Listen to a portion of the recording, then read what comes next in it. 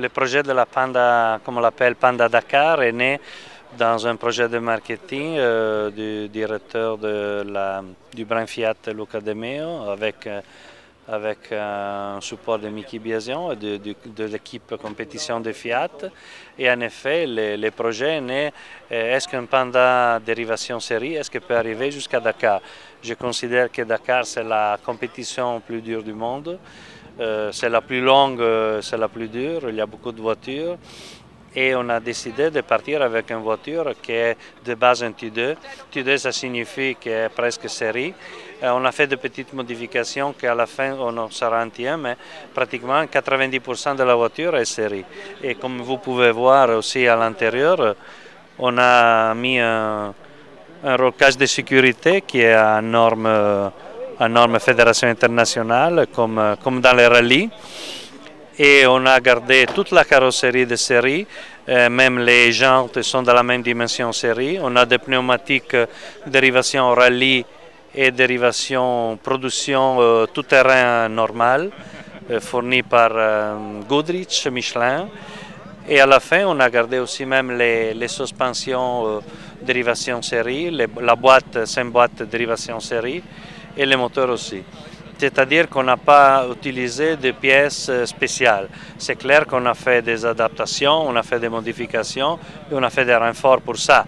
On ne peut pas penser que des pièces série sans renfort peuvent arriver jusqu'au bout. Mais les jantes, les freins, le disque, les porte-moyeux et tout, sont des pièces qui sont conçues sur la Panda Cross de production normale.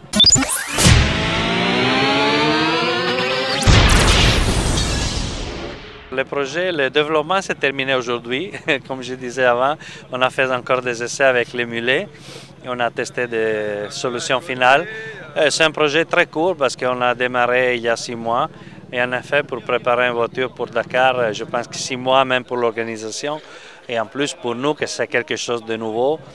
On a eu un grand support de l'équipe de Iveco, des camions, parce qu'il ne faut pas oublier qu'on a 3 grands camions de Iveco.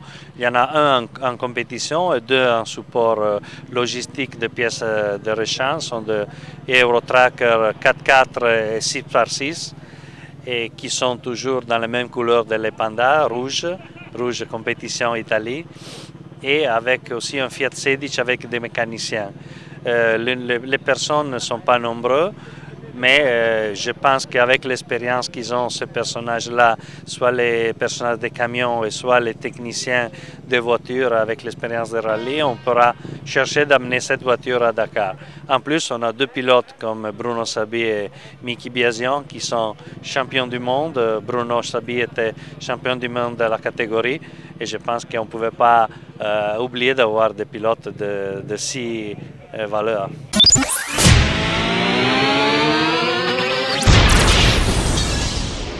Non, ce sont des mécaniciens qui n'ont jamais fait le Dakar, à part les mécaniciens des camions, mais ce sont des mécaniciens qui ont fait des rallyes durs, et aussi des rallyes à l'époque de Fiat quand ils faisaient les rallyes, les safaris. Et alors je pense que l'expérience, ça va jouer un bon rôle pour ça.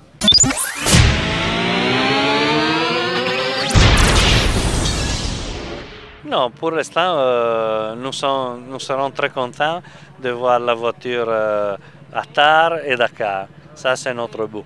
Les jours d'après que les voitures seront sur le lac Rose, on peut réfléchir s'il y a un autre défi pour la Panda. Mais aujourd'hui, je pense que ce défi-là est déjà très important.